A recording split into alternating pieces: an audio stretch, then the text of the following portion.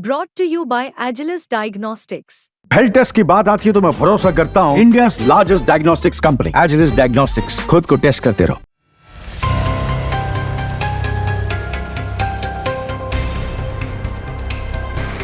जंग जंग जंग, पूरी दुनिया में इस वक्त यही एक शब्द हर तरफ गूंज रहा है और इसके पीछे की वजह है इजराइल, क्योंकि इजराइल रुकने का नाम नहीं ले रहा। पहले उसने गजा में जिस तरह की तबाही मचाई, अब वैसी ही तबाही लेबनान में देखने को मिल रही है। दक्षिण लेबनान से शुरू हुए हमले बैरूत तक आ चुके हैं और उसके बाद तबाही का ये मंजर तस्वीरों में जो दिख रहा है वो बता रहा है कि इजराइल किस मनोदशा के साथ इस हमले को अंजाम दे रहा है।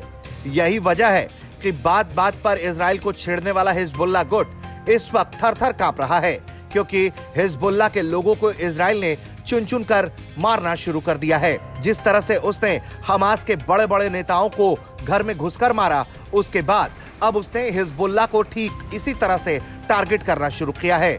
उसका यही नतीजा है कि हिजबुल्लाह ने अपने कई बड़े बड़े लीडर्स को खो दिया है।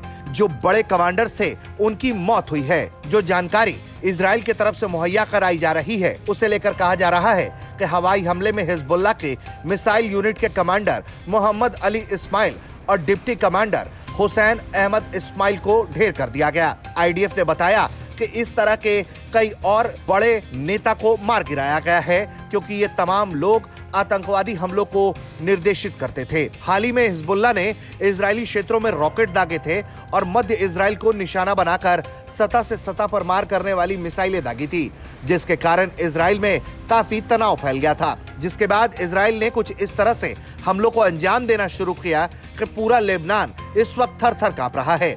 इजराइल ने सिर्फ रॉकेट और मिसाइल ही नहीं दागे, बल्कि उसके फाइटर जेट्स ने भी कई इमारतों को निशाना बनाया और कई आतंकियों को उन्हीं इमारतों में जमींदोज कर दिया। हालांकि सबसे बड़ी बात यह है कि इजराइल जिस तरह के दावे कर रहा है उसका खंडन हिजबुल्लाह की तरफ से नहीं किया जा रहा, जबकि हिजबुल्लाह के कई कमांडरों के मौत के बाद की जो तस्वीरें सामने आई हैं वो काफी दिल दहलाने वाली हैं, क्योंकि हिजबुल्लाह इनमें अपने कमांडरों को आखिरी विदाई देता हुआ तस्वीरों में दिखाई दे रहा है। आईडीएफ की तरफ से बार बार ये कहा जा रहा है कि हमास की तरह ही हिजबुल्लाह भी रेसिडेंशियल बिल्डिंग को अपना आशियाना बना रहा है और यही वजह है कि उन्हीं घरों में वो हथियार स्टोर कर रहा है और इजराइल को टारगेट कर रहा है।